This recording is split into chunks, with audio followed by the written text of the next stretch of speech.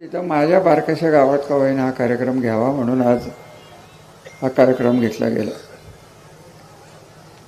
माझ्या समजुतीने राज्याचे चॅनल्स इथं उपस्थित आहेत. मला साधारणतः दुपारी 1:30 पासनं एक 10-20 फोन प्रमुख चॅनलमधनं आले की तुम्ही काही अजितदादांना सोडून तिकडे चाललाय का. हो नाही काय बोलायचं हे मला काही सुचना, कारण ही चर्चाच कधी नव्हती. चर्चाच झाली नाही. ही चर्चा राज्यभर आज पसरली. कदाचित असं दिसायला लागलंय की आपले जे विरोधक आहेत त्यांनीच मुद्दाम ही बातमी दिली असेल की रामराजांची बॅच जाते तिकडे तुतारीकडं, तर आपल्याला इथं कमळावर उभं राहता येईल असं तर नसेल. कारण ह्या मंडळींना हे असं करायची हे अत्यंत घाणेरडी सवय. मी या चॅनेलच्या माध्यमातून राष्ट्रवादी काँग्रेसचे अध्यक्ष तटकरे साहेब त्यांचे 2 फोन येऊन गेले. हे तटकरे साहेब, मी काही गोष्टी आल्यावर बोलणार आहे आणि त्यातली एक गोष्ट बाकी मला मान्य करायला लागेल. या अजितदादांची जेव्हा यात्रा निघाली, त्या यात्रेचं नाव मी विसरलो, आनंद मंगल कार्यालयात आपण वेगळी बैठक घेतली आणि दादांना आपण काही गोष्टी सांगितल्या होत्या. बापूच्या ईडीची केस झाली, तिला माजी सभापती सौ रेश्मा भोसले बसल्यात, त्यांच्यावर वेडेवाकडीची काही उत्तरं प्रश्न ही दिली गेली, ते बोलले. उत्तर कोरेगावची काही मंडळी त्यांनी त्यावेळेस तेच सांगितलं. या सगळ्याची उत्तरं जोपर्यंत इथं मिळत नाही आहेत आणि ही उत्तरं जर मिळायची असेल तर आपण गाऱ्हाणं मागणार हे देवेंद्र फडणवीसांच्याकडे जायचं मला काही कारण नाही. मी देवेंद्र फडणवीसांचं नेतृत्व माझ्या आणि त्यांचे अत्यंत उत्तम संबंध आहेत. राज्य पातळीवर एकही माणूस गेल्या 25 वर्षात माझा शत्रू नाही. एक आमदार सोडला तर तोही आपल्या जिल्ह्यातला. शत्रू म्हणजे राजकीय शत्रू, वैयक्तिक शत्रुत्व मी करत नाही, वैयक्तिक शत्रुत्व मी मानत नाही. राजकारण हे राजकारणापुरतं असावं असा मानणारा घराचा मी एक आत्ताच्या पिढीचा माणूस. काय आम्हाला पुरावा पाहिजे होता आणि मी कुठं जातो याला काही किंमत राहिली असं मला स्वतःला वाटत नाही. तुतारी असेल, तुतारीच का तुम्ही म्हणता मला माहित नाही तुमची मतं काय आहेत. अहो, पहिल्यांदा आपण अजितदादाकडे जेव्हा जायचा विषय घेतला तेव्हा मी तुम्हाला बळजबरीने गप्प बसवलं होतं की तुतारी बितारी काही नाही, शरद पवार वगैरे काही नाही, हा निर्णय मी घेणार आहे. तुम्हाला आठवत असेल तेव्हा आम्हाला पुरावा कुठला पाहिजे. आम्हाला प्रशासनातनं न्याय बुद्धीने वागणूकच मिळत नसेल आणि कार्यकर्ता तर घरीच बसणार असेल, कार्यकर्त्याचे कुठले नाजूक अडचणीचे प्रश्न आहेत याचा फायदा घेऊन आमच्या कार्यकर्त्यांना फोडण्याचा प्रयत्न जर होणार असेल आणि त्यात भारतीय जनता पार्टीसारख्या अतुच्च पार्टीने आपल्या राज्याचा अध्यक्ष तिथं पाठवून त्यांनाच पत्ते द्यावं आणि हे अपमान आम्ही सहन करावेत आणि त्यांचा सत्कार राज्यावर जर होणार असेल आणि त्यांच्या सत्काराला तुमच्या पूर्व भागातले एक शहाणं नेतृत्व हार घालायला गेलं होतं, एवढं लक्षात घ्या. तर तो विषय आज बोलायचं आपल्याला काही कारण नाही. तर आम्ही उत्तर काय द्यायची आणि घरी बसलेल्या कार्यकर्त्यांचा रिकामा नेता म्हणून अजितदादाच्या पार्टीत गेलं काय आणि अजून कम्युनिस्ट झालं काय आणि राष्ट्रपत गेलो काय, त्याच्या मागे कार्यकर्तेच राहिले नाहीत. अशा माणसाला, अशा नेतृत्वाला अजितदादा जरी काय करू शकणार आहेत एवढं बाकी मी तुम्हाला मान्य करेन. दादा किती आक्रमक आहेत अख्ख्या महाराष्ट्राला माहीत. मागीन त्यांची तशी भेट झालेली नाही जिल्हा बँकेच्या इथं. माझं त्यांचं या विषयावर बोलण्याचा तो कार्यक्रम नव्हता. आता बोलायला नको तरी मी बोलतो की अमित शहा साहेबांनी कबूल केलं होतं की मी त्या जिल्ह्याच्या कार्यक्रमाला, जिल्हा बँकेच्या 75च्या कार्यक्रमाला मी येतो. हा फोन झाला होता, होकार घेतला होता. दिल्लीत जाऊन खासदार नितीन पाटील जाऊन त्यांना निमंत्रण दिले होते. कुठनं मानमधनं दैवडीतनं फोन गेले. हे असं जर होणार असेल आणि त्याला राज्य पातळीची नेतृत्व आणि देश पातळीची नेतृत्व ही जर त्याला जर साथ देणार असतील तर आम्ही करायचं काय, हा खरा प्रश्न मी अजितदादांना जाऊन विचारणार. तुमच्या अडचणी आम्ही समजतो, आपल्याला का हा निर्णय घ्यायला लागला याचं सगळ्यांनी उत्तर दिलं. पवार साहेबांच्या, हे बघा, अजितदादांनी मला 95ला मदत केली, पण आपल्याला विकासाला दिल्लीतनं जी ताकद मिळालेली आहे, आपले कारखान्याचे प्रश्न असतील, नीरा देवगरचे प्रश्न असतील, बलकवडीचे प्रश्न असतील, संबंध पश्चिम महाराष्ट्राच्या 75% विश्वासार्हतेचे जे काही जे धरणं मायनर इरिगेशन पासून होती, तेव्हा पवार साहेबांनी तत्कालीन बंगालचे जलसंपदा मंत्री, त्यांचं नाव नेमकं विसरलो, ते वारले, ते त्यांचे मित्र होते, त्यांनी बोलवून सांगितलं. ते काही दिवसात सह्याद्री गेस्ट हाऊसला आले. त्यांनी मान्य करून टाकलं की आंध्र प्रदेश आणि कर्नाटक काय म्हणेल याची पर्वा नाही, हे रितसर आहे, लवादाप्रमाणे तुम्हाला परवानगी मिळेल. ही सगळी पाटणची धरणं त्यात सुटली, उरमोडीचं धरण त्यात सुटलं. राहिलं नीरा देवगर राहिलं, कारण ते 50% विश्वासार्हते होतं. तर तो पाणी कुठे वाया जातो. आपण ज्या गावात बसलोय ते वीरचं पाणी, नीरा देवगरचं पाणी वीरमध्ये येऊन तुम्हीच लोक गेली 15 वर्ष वापरताय की नाही एवढं सांगा. मला आज तुमचंच पाणी काढलं जात आहे आणि नीरा देवगरचं पाणी फलटणला आणि माळशिरसला आणि खंडाळ्याला मिळणार आहे.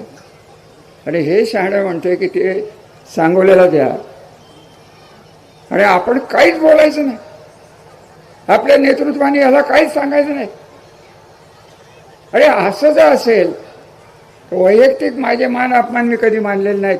या पाण्यासाठी मी अपमान सहन केले, एवढंच मी तुम्हाला सांगेन. एकदा कधीतरी मी जेव्हा वेळ येईल तेव्हा कोण काय बोललं, एक तुम्हाला निश्चित सांगेन की पाण्याचा आग्रह, औद्योगिक वसाहतीचा आग्रह हा 95 सालपासून आज 2024पर्यंत कायम मनात ठेवून दिवस आणि रात्र घालवलेली.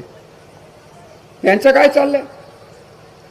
आज म्हणायचं नीरा देवगरचं पाणी मी आणलं, तू टेंडर काढलं, वेड्या धरणच झालं नसतं तर तुझं टेंडर कोण घेतलं असतं? राम निंबाळकरांनी घेतलं असतं का? हे राम निंबाळकर शाणे, मोठे कॉन्ट्रॅक्ट, कुठले? निंबळकचे, बापूंच्या गावचे. त्यांना माझी एकच विनंती आहे की तुम्ही कॉन्ट्रॅक्टर म्हणून होता, तुमच्या वेळेचं आम्ही कौतुक केलंय, तुम्ही राजकारणात उडी घेताय. राजकारणात जेव्हा उडी घेतली जाते तेव्हा राजकीय नेत्याच्या नादाला लागू नये, माझ्या तर नादाला चुकून लागू नये. तुम्ही पैशाच्या ताकदीवर राजकारण करायचा प्रयत्न केला तर तुम्हाला तशीच उत्तरं मिळतील. आज तुमचा हा जो रस्ता आहे ना, त्याचं टेंडरही त्यांच्याकडेच. आमचं काय म्हणणं नाही, काम उत्कृष्ट करतात, परंतु राजकारणात भाग घेणं गव्हर्नमेंट कॉन्ट्रॅक्टरनी हा वेडेपणा आहे, एवढं मी सांगेन. आणि त्यांनी तो केलेला आहे. बघू पुढे काय होईल. 2.5 महिनेच राहिले, 2 महिनेच राहिले. मी विसरणारा माणूस नाही. चांगलं तर चांगलं, वाईट तर वाईट. तेव्हा तो विषय जरी आपण सोडून दिला तरी अजितदादांच्याकडे जा, अजितदादांच्याकडे जा, तुतारीकडे जा, तुतारीकडे जा. मी तुम्हाला एक खरं सांगू का, आपले प्रश्न सोडवण्यासाठी आपण शरद पवारांना दुखवून तिकडे गेलो ही वस्तुस्थिती. अगदी स्पष्ट सांगतो, हे आम्ही सगळेजण 9-10 जण जेव्हा पवार साहेबांच्याकडे पहिल्यांदा गेलो, तुम्ही हात जोडून त्यांना सांगितलं की साहेब, ही परिस्थिती फील्डमध्ये तशी राहिलेली नाही. माझ्या स्वतःवर वयाच्या 75व्या वर्षी हे आणि माणचे आमदार यांनी खंडणीचे गुन्हे आणि किडनॅपिंगचे गुन्हे लावायचा प्रयत्न पुणे जिल्ह्याच्या आर्थिक गुन्हे शाखेत केले होते. ही माझ्यावरची परिस्थिती. तेव्हा तर मला वाटतं मी सभापती होतो. राज्याच्या सभापतीला आत टाकायची तयारी ह्या दोघांची. सुदैवाने मला मानणारे 35 वर्षातले काही प्रशासनातले अधिकारी आहेत, पोलिसातले अधिकारी आहेत, त्यांनी मला सावध केलं की देवेंद्र फडणवीस साहेब, त्यांना फोन केला की साहेब हे काय चाललं. आजही तेच झालं. 15 दिवसापूर्वी, 20 दिवसापूर्वी हीच बातमी परत फिरायला लागली. रामराजे आज जाणार आहेत, हा आज जाणार आहेत, तो आज जाणार. हे कोण करते? या दमदाट्या आम्हाला थांबवणारच की नाही? का आम्हाला वाटायला लागले की आम्हीच पाकिस्तानात गेलोय का काय आम्हाला वाटायला लागले? याचा न्याय आपण आपल्या नेत्याकडे मागायचा. शरद पवार तर हे अत्युच्च पातळीवरचे नेते, त्यांना काय मी काय बोलणार शरद पवार साहेबांना? म्हणजे मी त्यांना विनंती केली होती की साहेब, जे काय घडते त्यासाठी आपल्या भूमिकेचा आपण पुनर्विचार करावा आणि आम्हाला आपल्या आशीर्वादाने तिकडे जावा, याचा बाकी मी साक्षीदार. आजच्या या सभेत जो अजेंडावरच विषय नाही तो राज्यावर कसा गेला याचा शोध पहिल्यांदा मी घेणार. आणि हे आत्ताही मला त्यांचेच फोन येतात. मी तुम्हाला एकच सांगेन की तुमच्या भावना तीव्र होत जाणार आहेत. उत्तर कोरेगावने तर जाहीरच करून टाकलंय आणि त्याला काय उत्तर देऊ?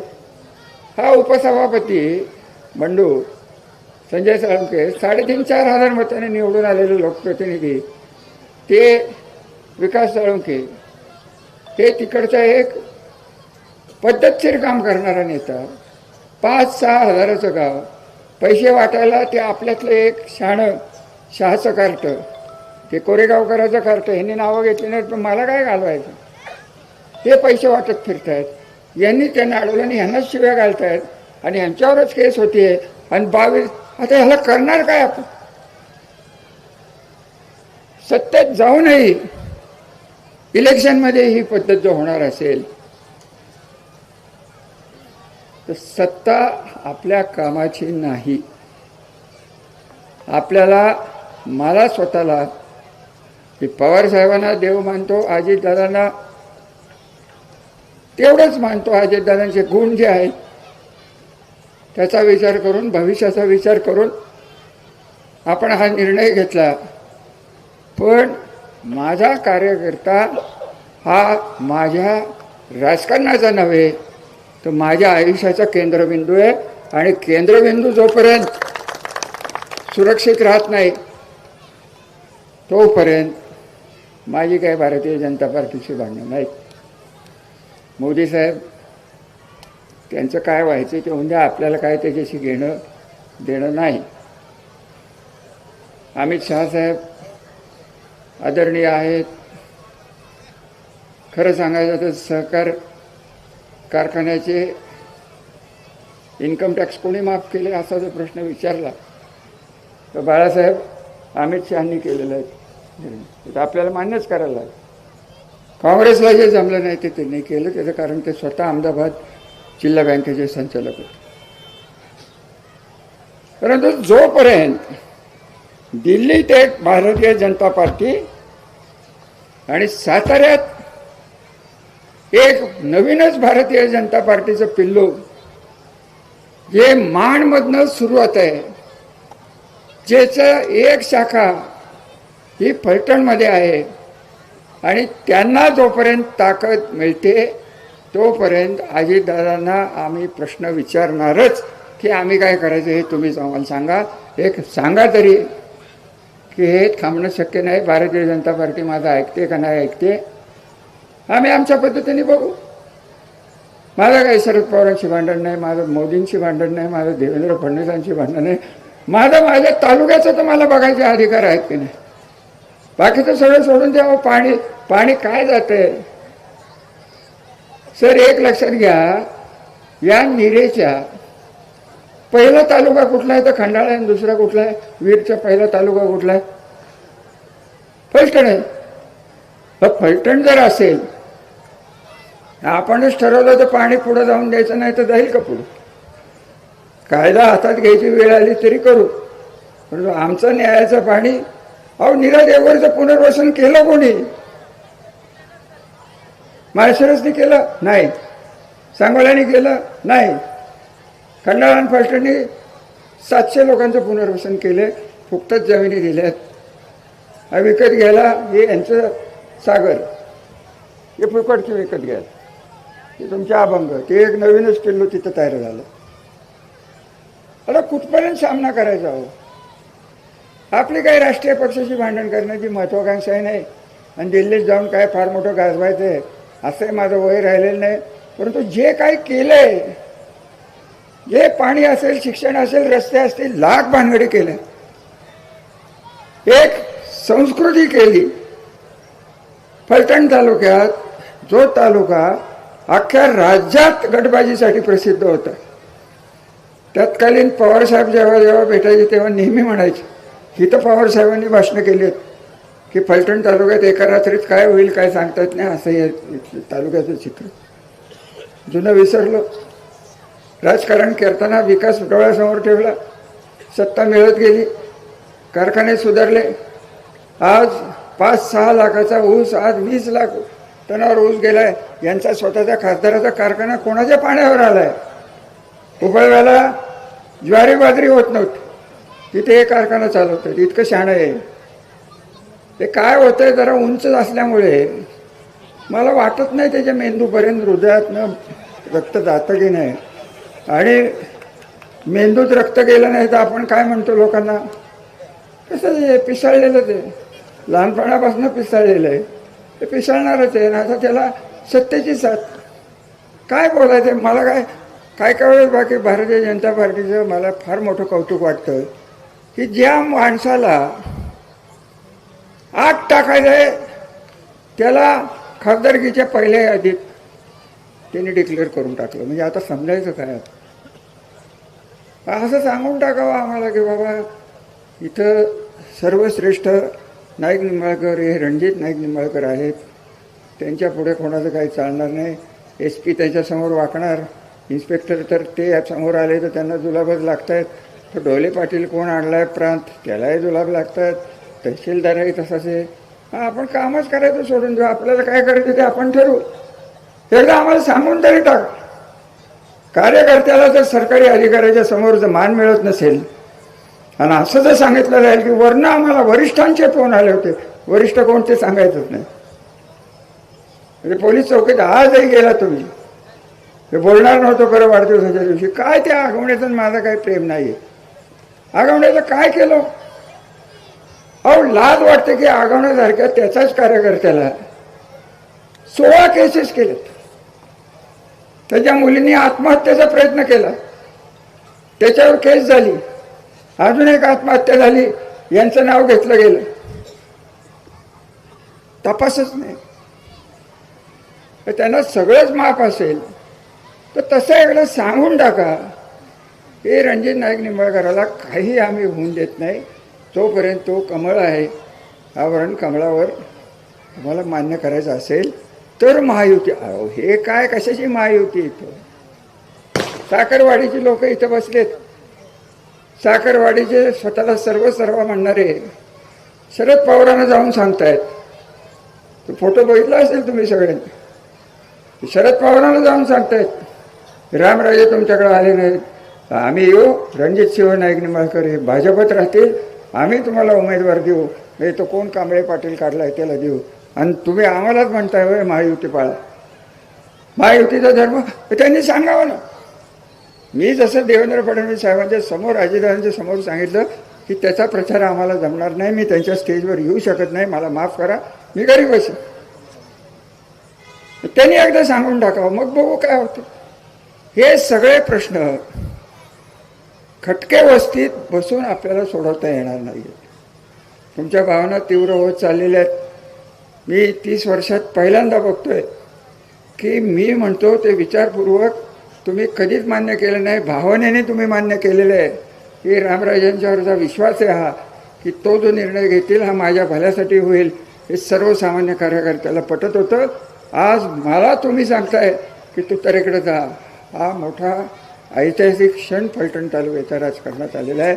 आणि कार्यकर्त्यांनी जेव्हा जे सांगितलेलं असतं ते नेत्याच्या कानावर घालणार आणि योग्य तो निर्णय घेणार, एवढं बाकी मी तुम्हाला या निमित्ताने सांगू इच्छितो. आज बऱ्याच चॅनलचे निराशच झाले असणार आहे. सगळे ह्याच्यात कोण किती बसले मला नाही माहिती. माझ्या मागं म्हणजे मी एक तर चॅनलवर मी दिसत नाही. मला ते कसला माझा कट्टा असतो त्याच्यावर सभापती असल्यापासून बोलवतात. म्हटलं नको बाबा, माझा कट्टा आपलं फलटण कट्टा आहे, ते बरं आहे, नको तुमचा कट्टा. आम्हाला काय करायचं आहे, कट्टा नको, फट्टा नको, काय करू नका, फक्त फलटण तालुक्याला बट्टाही लावून देणार नाही, एवढं बाकी निश्चित. मग ते रणजित नाईक निंबाळकर, अहो हा क्षण तुमच्या लक्षात येत नाही. 30 वर्ष खपून आपण तालुक्याचं पुनर्वैभव आणलं आणि ह्या माणसाच्या हातात जर आपण दिलं तर काय होईल? तुमचा प्रत्येकाचा आगवणे होईल, प्रत्येकाचा. ऑलरेडी 3 जण आहेतच.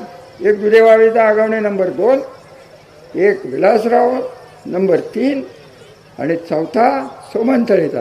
4 आगवणे, 1 2 3 4 ओळीनी आहेत. तुम्हाला रांगेत जायचं असलं तर खुशाल मराठीकडं, मला काय करायचं, मला मोकळं करा. सरळ तुम्हाला निर्णय मागायचा की तुम्हीच एकदा मला सांगून टाका की रामराजे तुमच्या बडबडीचा आणि तुमचा विकासाचा नेता आणि त्याचा मला कंटाळा आला. 30 वर्ष आम्ही तुमचं ऐकलं, आता आम्हाला नाईक निंबाळकर बदलायचा आहे कारण तो दिसायला फार देखणा आहे, त्याची वोट हनवटीला लागतात. अहो त्याच्या आजोबांनी 67 साली इतकं ते बाळ विचित्र आहे. अरविंद मेहता बसले तिथं. शिवाजीरायांच्या इलेक्शनमध्ये तिकीट दिलं नाही म्हणून जे फलटण तालुक्यात बंड झालं, त्यात निळकंठराव नाईक निंबाळकरांना 6 वर्ष शिक्षा झालेली.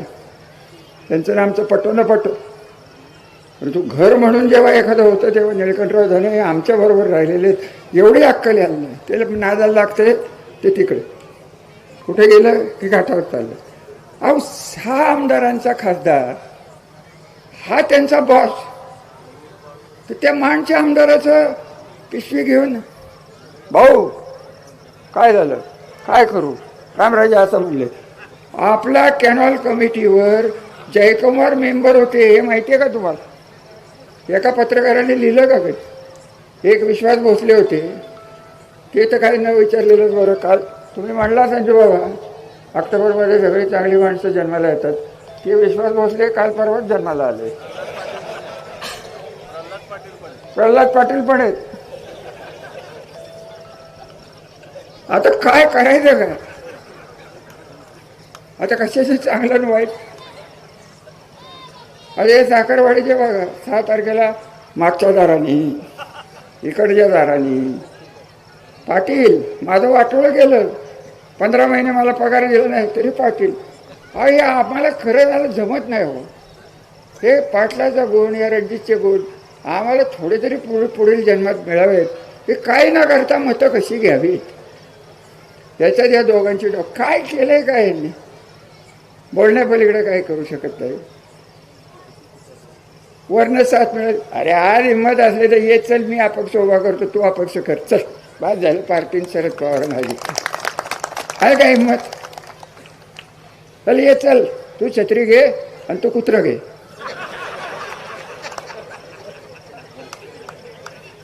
हे आहे का हिंमत? बघी ना. आणि सेनापती कोण? तर मल्टनचं ते काळं. अख्ख्या बिल्डर लोकांना तिने ब्लॅकमेल केलं. 400 केसेस फलटण शहरात. काय विकासाचं काम? 308 नावाचं कलम आहे, ते कलेक्टरकडे गेले की ते कामच थांबतं. किती सांगू त्यांचं? काय सांगू राज्याला की आमचं दुर्दैव आहे की ही बाळा आमच्याकडे जन्माला आली, आमच्या घराण्यातच जन्माला आली आणि आमच्या जोरावर बसली. आता त्यांचं जर काढायचं म्हणलं तर कशाला काढाकाढी करायचे? तुम्हाला एक मी या निमित्ताने सरळ सांगतो, मी सासवडला हेच बोललो होतो. 85 साली पाटलाचं मी सांगितलं होतं पाटलाला की तुम्ही करताय ज्या पद्धतीने कारखाना चालवला आहे, कारखान्याचा उपयोग राजकारणात केला गेला तर ह्याचं जिवंत उदाहरण श्रीराम कारखाना आहे, तुम्ही ते करू नका. त्यांनी तेच केलं. तेव्हापासून मी सांगत होतो की पाटलाचा फुगा फुटणार आहे. माझी काडीची इच्छा नाही की पाटलाच्या इस्टेटीवर काही परिणाम हवे. त्यांनी त्याच्या हाताने उद्योग करून घेतले. आता भोगायला लागते. कार्यकर्त्यांचं काय केलं? इथं रेशमा बसली. त्यांच्या वडिलांचं कर्ज पाटलांनी फेडायच्या ऐवजी यांना फेडायला लावलं. त्यांच्या मागं हे धुणं लावलं आणि परत म्हणायचं काय? माझ्याकडे कुठं कारखाना होता? बरबाद झालो मी. बरबाद स्वतःच्या हाताने झाला. कुठल्याही शाण्या माणसाने व्यापाऱ्यांच्याकडनं पैसे घेऊन कारखाना चालवला? ह्यांनी चालवलं. अहो काय त्या साखर कारखान्याचं सांगू? गोडाऊनला बाहेर शिक्का असतो प्लेटचा, बजरंग नाना, तिथं साखरवाडीत शिक्का. आत व्यापारी आला बघायला की समोर पोत्याची थप्पी आणि मागं मोकळं. ही पद्धत, मोकळंच मागं म्हणजे पोतीच नाहीत, ही पद्धत पाटलाची. आणि व्यापारीही शहाणेच. काय केलं आमच्या करवाचं? मदन करवाचं घर जाळून टाकलं. अरविंदभाई तुमचेच शेजारी आहेत, जरा तेव्हा तरी शहाणपणात सांगायचं तुम्ही त्यांना की नका करू यांच्या नागाला. अहो किती बोलायचं या लोकांच्या विषयी, आणि कशाला आपण गटारात हात घालायचं? हे तुम्हाला एक शब्द देऊन माझे विचार मी थांबवणार. मी अजितदादांना हे सगळं सांगणार आहे. अजितदादा त्याच्यावर योग्य तो निर्णय घेतील. मी पवार साहेबांना आज तागायत भेटलेलं नाही. कुठल्या तोंडाने मी त्यांना भेटू हे मला तुम्ही सांगा. ज्या माणसाने मला आमदार नसताना मंत्री केलं 2009ला, त्या माणसाला सोडताना माझ्या जीवाला काय वाटलं असेल हे आम्हाला माहिती आहे. आमच्या घराच्या या परंपरा नसताना केवळ तुम्हाला डोळ्यासमोर ठेवून आपल्याला संरक्षण मिळेल मनाला दाबून पवार साहेबांना सोडलं हेही प्रामाणिकपणे सांगेन. आणि जर जायचंच झालं पवार साहेबांच्याकडं तर तुम्हाला साक्षीला घेऊन तुम्ही जर मला शब्द दिला की जो बापू बोलला की ईडी लागून द्या नाही तर बिडी लागून द्या, परंतु रणजित नाईक निंबाळकराला कीड लागल्याशिवाय मी थांबणार नाही. आणि गावोगावी जर कार्यकर्ते बाहेर पडून जर कामाला लागले तर ह्या माणसाचं डिपॉझिट राहू शकत नाही. एवढी ताकद तुमच्यात आहे हे मला माहिती आहे. अजून काय बोलू? आता कशाला ओरडतो? जरा बिघडला का? बापू जेवायचा देव होता. कुठल्या गावचा आहे कोणाला माहिती, बहुतेक घेतलाच असं सवणवाडीचं. कशाला बाबा जरा शांत राहा. जास्त वेळ आली तर मल्टरला जा. तर जास्त काही बोलून चांगल्या कार्यक्रमाची शोभा मी करू शकत नाही. हे बघा, अजितदादांच्याकडे गेलो, विचारपूर्वक गेलो. पवारसाहेबांना दुखवलं, वाईट वाटलं तरी गेलो. जे काही याच्यापुढे होईल तो निर्णय तुम्हाला केंद्रबिंदू धरून, जर माझा कार्यकर्ता सत्तेतनं जर असुरक्षित असेल तर आपल्याला वेगळा विचार करायला लागेल. एवढं बाकी निश्चित मी तुम्हाला सांगतो. आणि त्या पद्धतीने याची पुढची पावले पडतील. एवढा मोठा कार्यक्रम होईल, एवढी मोठी प्रसिद्धी मिळेल. संबंध चॅनलचं मी आभारी आहे. तुमची निराशा केल्याबद्दल I am very much sorry. की तुम्हाला वाटत होतं NDTV सगळ्यांचे पोत. अहो काय आमच्यात आहे हो एवढं? आम्ही कुठं कोपऱ्यात, सातारच्या कोपऱ्यातला हा तालुका त्या जोडला खंडाळ्याला, तिथनं बाहेर काढलं सोडलं उत्तर गोरेगावला. ती लोक दुष्काळी, आपण दुष्काळी, मान दुष्काळी, खटाव दुष्काळी. ते राहिलं बाजूलाच, राहिलं बोलतात तिकडंच राजकारण झालं. विकासाचं कोण बोलते आजकाल? जाता जाता मी तुम्हालाच एक प्रश्न विचारून जातो. आज दुपारी मी 1:30 वाजता जेवतो. माननीय मोदी साहेब तिथं आले, हेलिकॉप्टरवरून आले, विमानातनं आले. त्यांनी जी उद्घाटनं आत्तापर्यंत केली त्यातली किती उद्घाटनं ग्रामीण भागात होती आणि किती उद्घाटनं ही मुंबई आणि मुंबईच्या परिसरात होती, याची आकडेवारी तुम्हाला काढता आली तर तेवढं माझ्यापर्यंत. हजारो कोटीच्या खाली मुंबईत चालली आहे. म्हणजे आम्ही काय जनावर आहे? मुंबईच्या विरुद्ध मला काय बोलायचं कारण नाही. आपल्या लोकांनाही मुंबईने जगवलं. पण शेवटी होणार आहे काय की 800 खासदार जेव्हा होतील तेव्हा आपल्या जिल्ह्याचे आमदार आणि खासदार कमी होणार आहेत. सगळा राजकीय बॅलन्स हा मुंबई, पुणे आणि नाशिक. आत्ताच 125 आमदार तिथे लागतात. किती? 144. किती राहिले? आणि हे जोपर्यंत डिस्पॅरिटी जी तयार झालेली आहे की लोकसंख्येच्या आधारावर आम्ही मतदान घेणार, आम्ही मतदारसंघ करणार, हे जोपर्यंत होत नाही, शेवटी सत्तेचं राजकारण आहे. 144ची बेरीज झाल्याशिवाय सत्ता येत नाही हे आपल्याला मान्य करायला लागेल. जे काय आमदार आपले हे आपले विकासाच्या दृष्टीने काम करणारा हा दीपक चव्हाणाला आपण पुढे केलेलं आहे. 4थ्यांदा त्यांना आपण पुढे केलेलं आहे. फलटण तालुक्याच्या इतिहासात 3 टर्मच्यावर कोणी आमदार झालं नाही. मी स्वतः निवडून आलेला आमदार 3 वेळा झाले. चिमणराव 3 वेळा, बोईटेसाहेब 2 वेळा, हरिभाऊ निंबाळकर 1 वेळा, महाराजसाहेब 2 वेळा, शिवाजीराजे 1 वेळा. हा आपला इतिहास. दीपकराव, तुम्हालाही वागताना बोलताना मोठ्या जबाबदारीने याच्यापुढे वागायला लागणार. मी तुम्हाला स्पष्ट सांगतो की आमचं जे राजकीय कल्चर आहे, आमच्या घराण्याचं जे राजकीय कल्चर आहे ते सांभाळण्याची ऐतिहासिक जबाबदारी ही तुमच्यावर येऊन ठेपलेली आहे. आणि ती तुम्ही आतापर्यंत पार पाडली आहे आणि पुढेही पाडाल याचा माझा विश्वास आहे. त्यामुळे पक्ष कुठला आणि काय आहे हे ठरेल, त्याला काय आपल्याला काळजीचा विषय नाही. पण जो कोण पक्ष असेल त्यांनी आमचे कार्यकर्ते सुरक्षित ठेवायचं आम्हाला शब्द दिला. पवारसाहेब आज सत्तेत नाही आहेत, आपल्यालाही माहीत. आपण अजितदादांच्याकडनं अपेक्षा ठेवली कारण ते सत्तेत आहेत. आणि ह्या जोपर्यंत पूर्ण होत नाहीत तोपर्यंत मी माझ्या लोकांना काही उत्तर देऊ शकत नाही. अशी परिस्थिती माझ्या नेत्यांनी अजित पवारांनी माझ्यावर आणू नये एवढीच माझी त्यांना विनंती आहे. तटकरे साहेबांना मी फोनवरून हे सगळं कळवणार आहे. जे काही ठरेल ते तुमच्यासमोर येऊन संजय बाबा बोलले जसे 2-4 दिवसात प्रमुख कार्यकर्ते आपण एकत्र बसू, ठरवू. तोपर्यंत तुम्ही कळ काढावी, बाग सांभाळायला पाडावा. आणि काही जरी निर्णय झाला तरी इलेक्शनच्या दिवशी, मतदानाच्या दिवशी मी पळ काढणार नाही हा मनाचा निश्चय तुम्ही मला कळवावा एवढीच विनंती करतो. बापूला शुभेच्छा. आपण आल्याबद्दल आपल्याला आभार. हा कार्यक्रम संपला असं मीच जाहीर करतो. धन्यवाद.